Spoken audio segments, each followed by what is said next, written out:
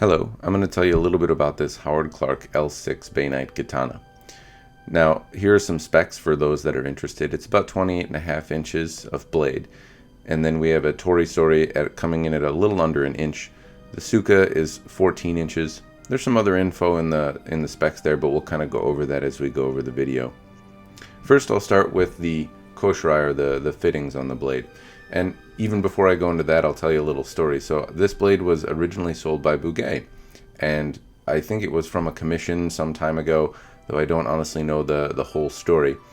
And supposedly it never got picked up or something, and then it was sold, and then I somehow ended up with it in the series of horse and sword tradings that I do so often. On any note, I don't know where that leaves me in the chain of ownership. So I'm like the second or third owner or something like that for a sword that hasn't ever been used. So the sword's making it all the way around the world, as it were. On any note, we'll go into some of the still photos. Here you can see the kashira, and there's some cherry blossoms on the kashira, and that's a theme that follows throughout the blade. There's cherries and dragons, and that is something that you'll see a lot. The kashira and fuchi and tsuba all appear to be cast, though they're well cast and show some details. At least I don't think they're carved. The ito is a leather that appears to be pretty thick. Now the handle's small and easy to grab. It's not a big axe handle. And the leather appears to be pretty thick leather. So there's a few bumps and a small amount of unevenness with the leather. It's not as crisp as some of the other ito ties that I've seen, but it's still very functional and very good, and frankly better than I expected it to be when I originally bought it. The Minuki are dragon on Ken. Again, there's our first dragon in the dragon cherry mix. We also have the dragon on the Tsuba, and here you can see that there are some very nice details included in the Tsuba that you don't necessarily always see on cast pieces. Overall, it's very comfortable. The Tsuka is 14 inches, though it's a little bit long for my personal taste, but it's still very comfortable and nice if that's what you're looking for. The habaki is a brass habaki with a rain pattern. The seppa have a rope pattern on them. I believe they're also brass and custom made for this project, I'm guessing, given the thickness. The seppa and the habaki fit very well, and the habaki, namely, I'm really impressed with how tight it is to the blade. A lot of times with brass habakis, you see them on so many production swords that you get used to kind of a lackluster fit, and this one is really precise and even on the blade. So it's a custom habaki and very well done. Now for the saya is made of some sort of paint that you can't get anymore, though I'm not exactly sure what it is. It has this kind of almost wood-like grain structure to it, or this kind of red smudged pattern to it. It's like a cherry red, so again it fits with the cherry theme, but I'm not sure exactly what pattern you would call this. There's probably some historic name that I'm missing out on, but it does have a very nice, appealing look to it. Now the mon were listed by Bugay as Katsumoto mones, and I was unable to find any detail related to Katsumoto and this particular mon. It may be true, it may be a Katsumoto mon, and I may just really be bad at looking things up.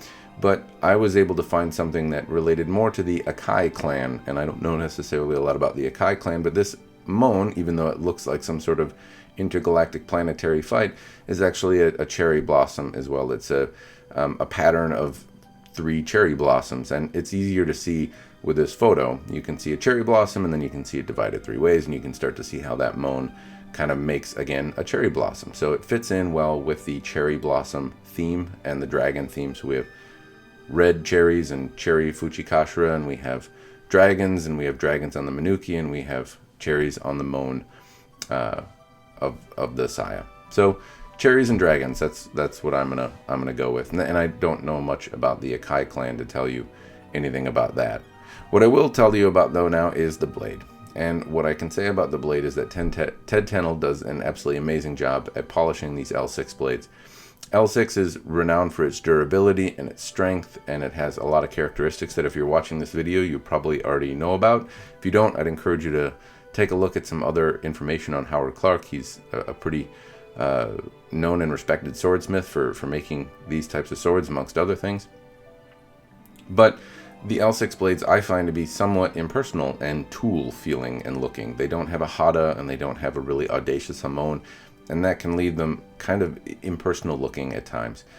Ted does such a great polish, though, that you can really see some of the finer detail in the hamon that you might otherwise miss in lesser polishes. I have a few Howard Clark blades, and this is one of the nicest polishes that I've seen on one. And I think that's the commonality between really amazing polishes on these blades seems to be Ted Tenold and his ability to bring out fine details while still giving it just an absolutely beautiful finish. And it comes out very mirror-like, but that's almost part of the charm, which isn't something you necessarily see on all Japanese swords. The shape-wise, it's a Shinogi Zukuri blade. I don't know exactly how traditional the shape is, but I can tell you from a practitioner standpoint, it's very comfortable. The blade draws easily, though I haven't handled it much. The 14-inch Tsuka isn't part of the ryu that I study, but it's comfortable enough if that is what you study. I like that it's smaller in the hand and it feels easy to grasp, more so than some of the other swords and custom pieces that I've had. Now, you can see some very small scratches and scuffs in the blade. These are only visible in the right light, and so I have to kind of move the blade around and the camera around to try and get pictures of them. But there are some very small scuffs. That's known to happen if you're even handling the blade a little bit, or even if you grasp it with a paper towel. Sometimes you can leave a very fine smudge in it, and that's, I guess, a testament to how fine the polish is on this blade from Ted. Now, the burnishing on the blade isn't something, the burnishing near the Kisaki, I don't think is as great as it could be, but that would be my only minor critique, and that's very minor. It's still a very good polish, really an amazing polish overall. And hopefully these close-ups are showing you kind of in more detail just how amazing the polish is in terms of the hamon. That line that just runs across the hamon is absolutely beautiful, and one of the most admiring or the most admirable traits in this particular sword.